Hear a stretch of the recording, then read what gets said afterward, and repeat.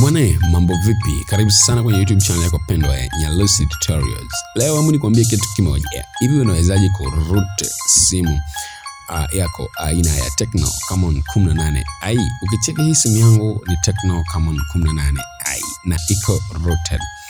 Utajuaje simu hii iko rooted? Kwanza angalia tu hata maandishi ambayo nayatumia. Haya ni maandishi ya Samsung, yanaitwa Rosemary.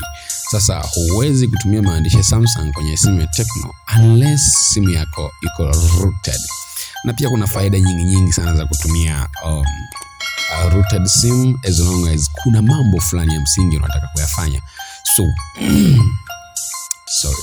Leo acha nikwambie jinsi gani unaweza kuroot simu yako ya Tecno Camon 18i. Ikumbuke zamani ulikuwa unaweza kuroot hivi simu vyenye Android ya 4 hadi Android ya 5 kwa kutumia application tu moja ambayo inaitwa labda King Root ama Frama Root. Ilikuwa ni rahisi namna hiyo.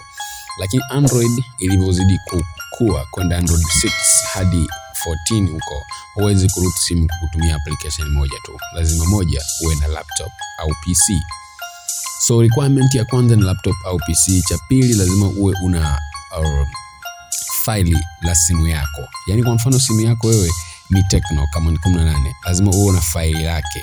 Uwe una flashing file. Kama ukienda kwa fundi na flash file, lile file lake inabidi uwe nalo.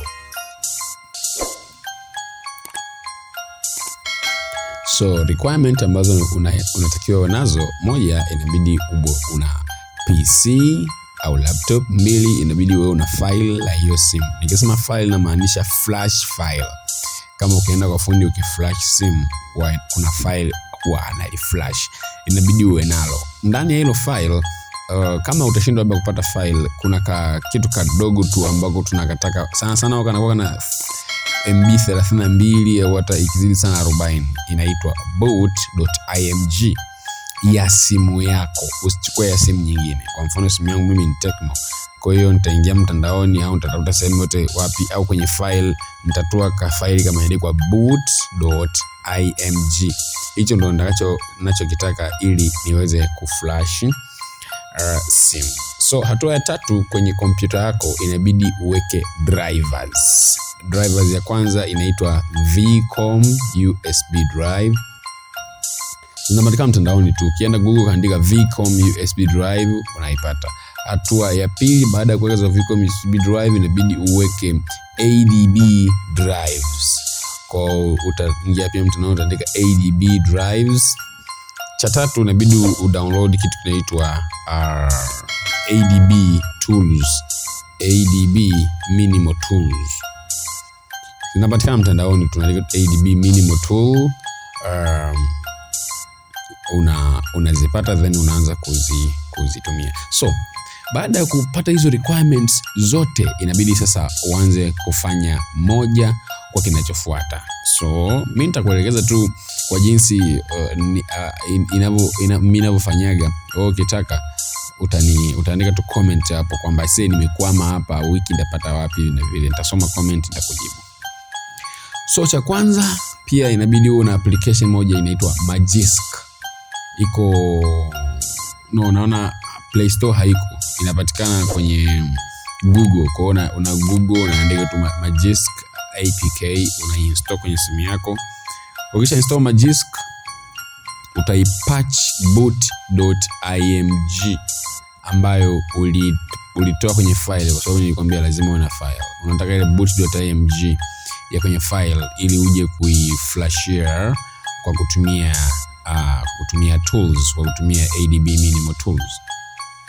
So utaflashije, kuna commands ambazo inabidi ujifunze za kuflash hiyo simu yako. Hizo command ziko mtandaoni, wewe hata usihangaiki. Ingia sema hivi the command, ingia Google sema the command to unlock bootloader, kwa sababu lazima bootloader iwe unlocked, la sivyo haitawezekana. Then andika pia the command to flash boot.img na pia the command to disable vbmeta.img. So nikwambia kitu kimoja pia, process hizi hapa mara nyingi bwana, bora umpate mtu ambaye ameshaweza kuzipitia ili akusaidie, kwa sababu mimi siwezi kila kitu hapa. Muda mwingine YouTube anasema illegal, makorokoro mengi. So kama unataka usaidiwe, ni bora tu uje kwenye inbox, uje kwenye comment hapo, uweke comment yako, then nikusaidie. Na siwezi expose everything hapa, inawezekana ikaniletea shida, labda sijui, labda itaniletea shida na kitu kama hicho hapa. So ndio hivyo, ukisharoot simu yako unakuwa una uhuru nayo wa kufanya chochote unachotaka kukifanya. Unaweza kufuta application ambazo waga hazifutwagi. Kwa mfano application, kama kuna application mengi sana ya matangazo si manini, unaweza ukayatoa na ukabadilisha mwandiko wa simu. Yani vitu ni vingi, of course ina faida nyingi. So tukutane kwenye video ijayo. Usisahau subscribe.